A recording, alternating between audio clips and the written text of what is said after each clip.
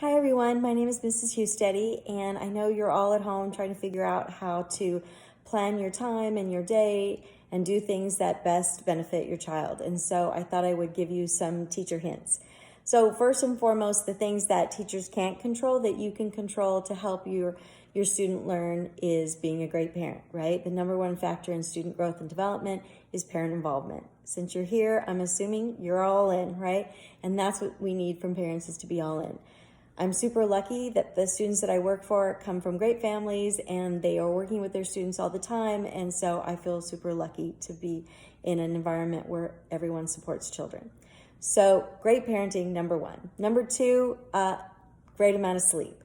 So we know that during sleep, the student's brain sort of regenerates. It allows things to go from short-term memory to long-term memory. We know that students grow during their sleeping process. And so for about 4 or 5 year olds, the recommended amount of sleep is 11 hours. So 11 hours of sleep and great parenting. So those are things that you can do, before they even walk in the door. Obviously, great nutrition.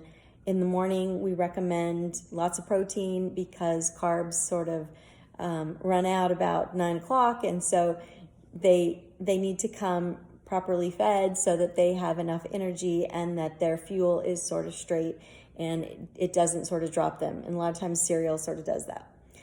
So we've done great parenting and lots of sleep and good nutrition. So past that, the next thing that's super important is water. So lots of water. We know we need about 8 glasses of water. Well, why? Why do we need that in the classroom? Well, we know the brain is sort of like a sponge, and from everything I've read, your brain can't fully work the way it's supposed to unless you get the amount of water that you're supposed to have. So think of a brain like a sponge. So if it's dry, it can't soak up things. It's much better when it's damp and it can soak up all the things that it needs to. And the reason is because we want it to go from short-term memory, everything that they're learning, to long-term memory. And a lot of that happens, like I said, during sleep, but their brain needs to have the amount of water it requires so that all of those processes can work the way they're supposed to.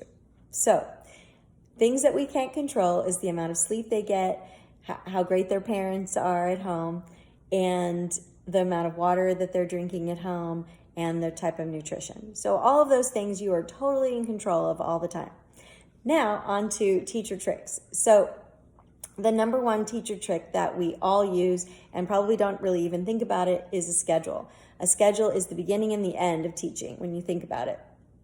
So when the students come in, I always write out my schedule for them and we go over everything. And it might seem silly because they're in kindergarten, they can't really read, but they feel so comforted to know that this is where we are, this is the day, this is what our plans are for the day, and I literally walk them through each part of the day. And in the classroom we have little stations, so I call it around the room, and we look around the room and we see all the things that we're going to do, how to do each thing, and what's going to happen when we're done with all of those things. So it's sort of it makes them calm. It sort of sets all their expectations. It's very comforting. A schedule also forces your goal setting, and basically planned goal setting is a lesson plan, and that's what we do. And we do this lesson plan daily, but we also do it monthly and yearly. And so we call that a year at a glance, and we can sort of plan our whole year out and also each individual day. And so it's a great way to force yourself to do the things that you need to do in the certain amount of time that you have in the classroom day. So, like I said, that's the biggest trick of the day. And so I've sort of wrote down some things that you can think about when you're doing your schedule for the day. So I will switch this around.